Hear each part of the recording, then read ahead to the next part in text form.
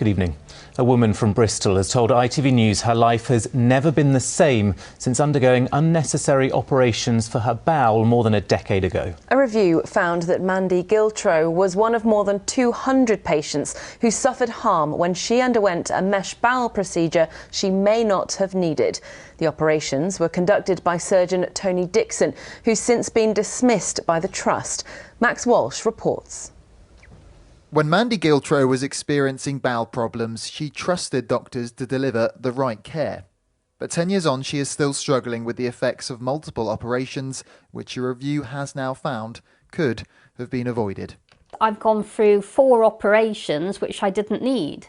And when you get a letter saying, oh, you should never have had the operations, you're sort of in shock. Like, well, if the doctor tells you you need this done, you agree, oh, I need this done. You don't say, are you sure? Mandy tells me the operations have negatively impacted both her physical and mental health. After the first operation, that was twice as bad. I had to be careful when I went out.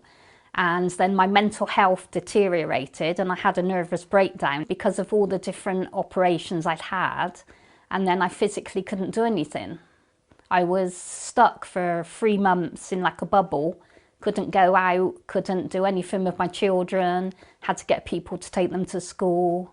Surgeon Tony Dixon had pioneered the use of artificial mesh to help people like Mandy. But a review of his patients in the 10 years up to 2017 found 203 of them should have been offered alternative treatment before going to surgery. Mr. Dixon has always maintained he acted in good faith.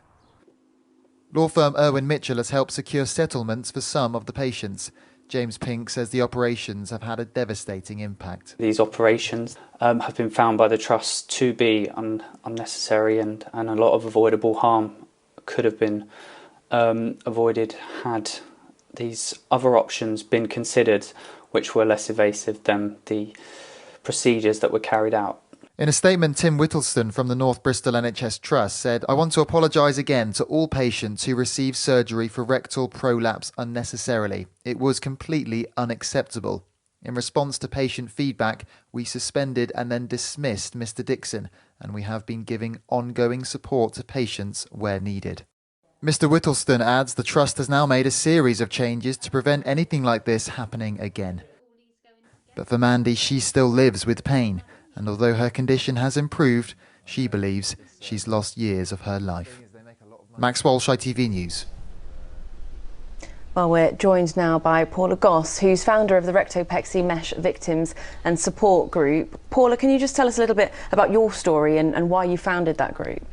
Because I was somebody that was given the Rectopexy bowel mesh procedure in Bristol in 2014 and then subsequently suffered many complications.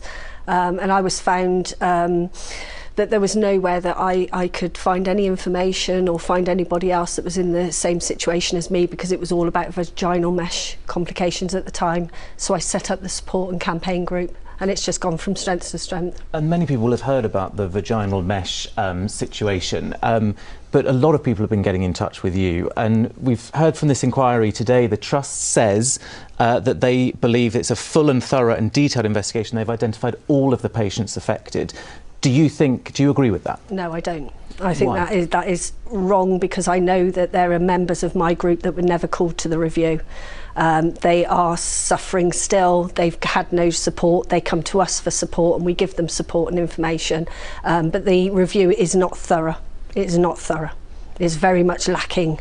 So what do you want them to do? Because of course it's quite strong language from them saying that this is thorough and they have contacted all the relevant patients. I think they should contact us patient advocates that actually know who the patients are and know the people that have been left out of these reviews.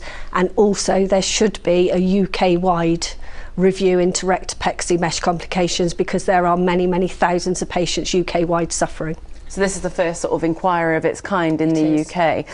In terms of kind of what the government is doing, we know that they responded last summer to an independent safety review in which these sort of mesh products were one of the things that they looked at. We are expecting kind of an update on the recommendations and what's happened with that in a few months' time. But what would you like to see come out of all of that in terms of the government's actions? I think some of the recommendations that they've implemented are okay, but redress is the biggest thing that they can do for these patients. And it is not just that they want some money thrown at them. A lot of them have got to have their houses adjusted. They've lost their jobs, they've lost their families, they've lost their homes. They shouldn't have to go into litigation by themselves. The government should be the ones that are actually addressing this. And I know you're meeting MPs soon to discuss this, and the government has encouraging people to get compensation, but we should hear in the coming months more on that review. Thank you very much for coming in to talk to us. Thank you.